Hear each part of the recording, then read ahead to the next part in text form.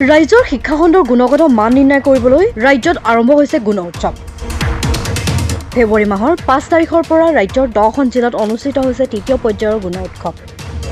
কিন্তু এই গুণ উৎসৱৰ সময়তে পোহৰলৈ আহিছে শিক্ষাখণ্ডৰ অনগ্ৰসতাৰ এখন জীয়া ছবি। এই দৃশ্য বঙাইগাঁও জিলাৰ সৃজন গ্ৰাম শিক্ষাখণ্ডৰ অন্তৰ্গত ৫৮০ নং কাছাৰীপেটী প্ৰাথমিক বিদ্যালয়।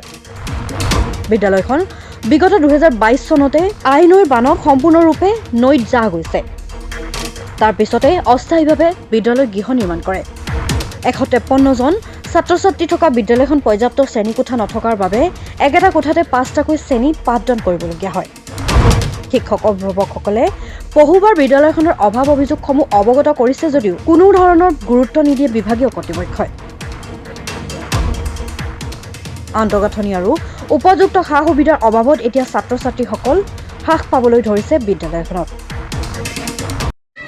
580 নং কাছাৰীপেটী এলপি স্কুল। মই এইখন স্কুলত ভাৰপ্ৰাপ্ত প্ৰধান শিক্ষক হয়।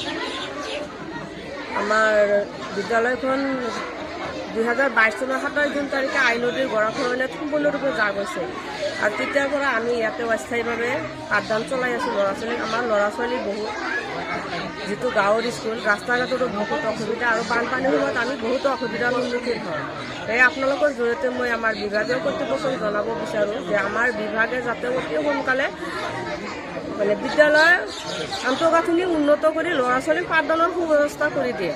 আপোনালোকে আমাৰ সমস্যাটো বুজি ল'বলৈ আহিছে আৰু আপোনালোকৰ জৰিয়তে মই আমাৰ বিভাগীয় কৰ্তৃপক্ষক জনাব বিচাৰিছোঁ যে আমাৰ বিদ্যালয়খন এইবাৰ ৩বাৰ হ'ব ভাঙি যোৱাৰ পিছত গুণোৎসৱ হৈ আছে আৰু এইখিনি গুণোৎসৱৰ জৰিয়তে আমাৰ বিভাগীয় কৰ্তৃপক্ষবিলাকেও গম পাইছে যে স্কুলখনে এটা নদীৰ গৰাখহনীয়াত জাহ গৈছে।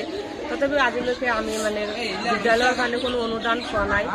তাৰপিছত শিক্ষকৰো অভাৱ আমাৰ, যিটো আমাৰ ৬টা